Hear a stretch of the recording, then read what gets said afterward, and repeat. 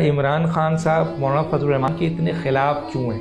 یہ میں نے ایک ویڈیو دیکھی ہے اور وہ امریکہ کے ایک صاحب نے اندر کی چند بات کی ہے، وہ میں کوٹ کرنا چاہ رہا ہوں اور مولانا صاحب سے اس کی رائے لینا چاہ رہا ہوں۔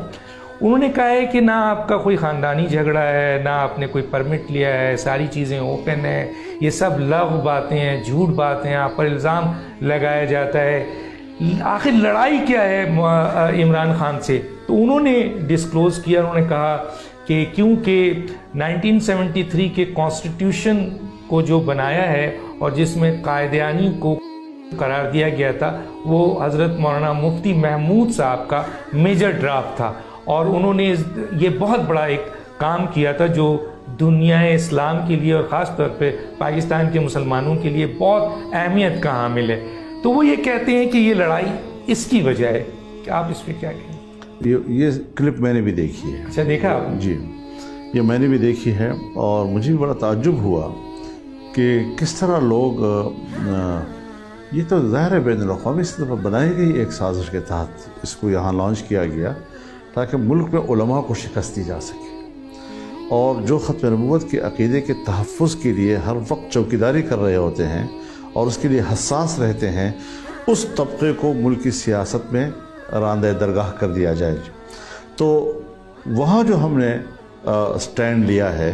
تو ہم سمجھے ہیں، اور میں نے تو اپنے کارکنوں کو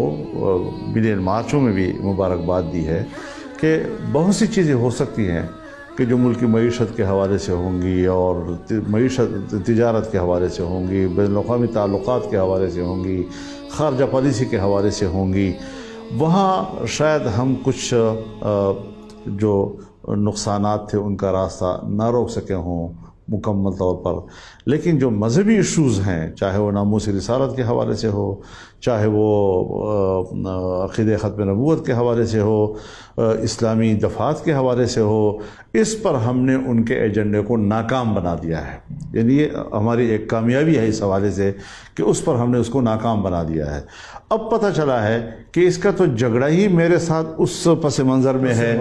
اور اس پر وہ گواہ پیش کر رہے ہیں، محمود صاحب کا وہ اس پر گواہ۔ اب وہ بھی یہ نہیں تھا کہ صرف مفتی محمود صاحب رحمہ اللہ تھے، میرے والد صاحب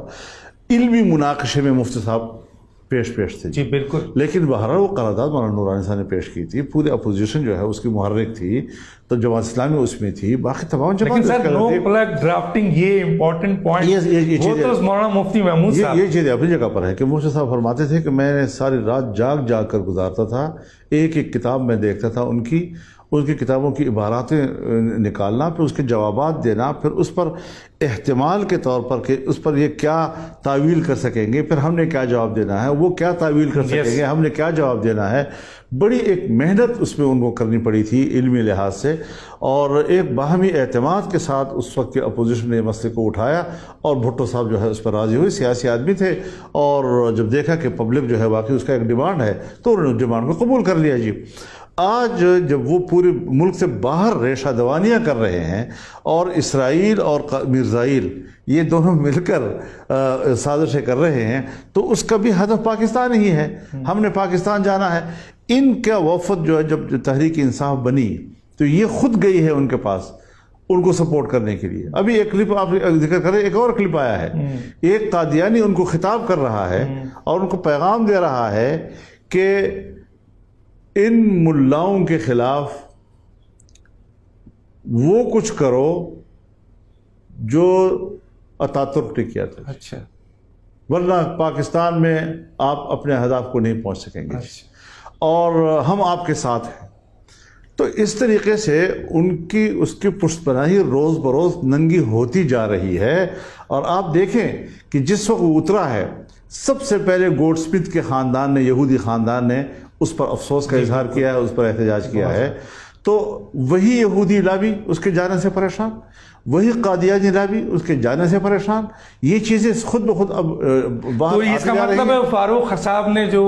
ویڈیو لوڈ کی ہے پوری معلومات کے ساتھ، وہ یہ وجہ بتائی ہے انہوں نے کہ یہ ہے اصل لڑائی۔ ایک تو دین کے بارے میں جہالت ہی جہالت ہے،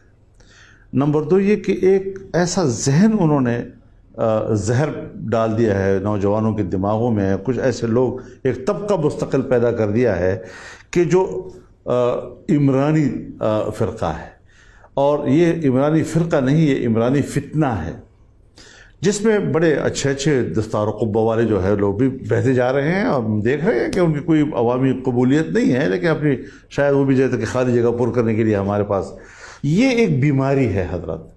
اور دنیا میں تاریخ میں بہت لوگوں کو، بڑے بڑے لوگوں نام ہیں جن کو یہ بیماریاں رہی ہیں، اور جس نے اس بیماری کی بنیاد پر باقاعدہ طبقے پیدا کیے ہیں،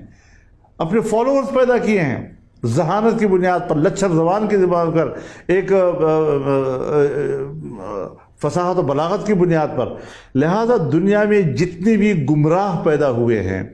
اور انہوں نے امت کو گمراہ کیا ہے اور اپنے فرقے پیدا کیے ہیں جن کا آج نام و نشان نہیں ہے، یہی باطل ہونے کی علامت ہے کہ پھر بعد میں نام و نشان نہیں رہتا۔ وہ بھی اپنے وقت کے ذہین لوگ تھے، وہ بھی اپنے وقت کے بڑے اسکالرز تھے، ان کو اسکالر کے طور پر لیا جاتا تھا۔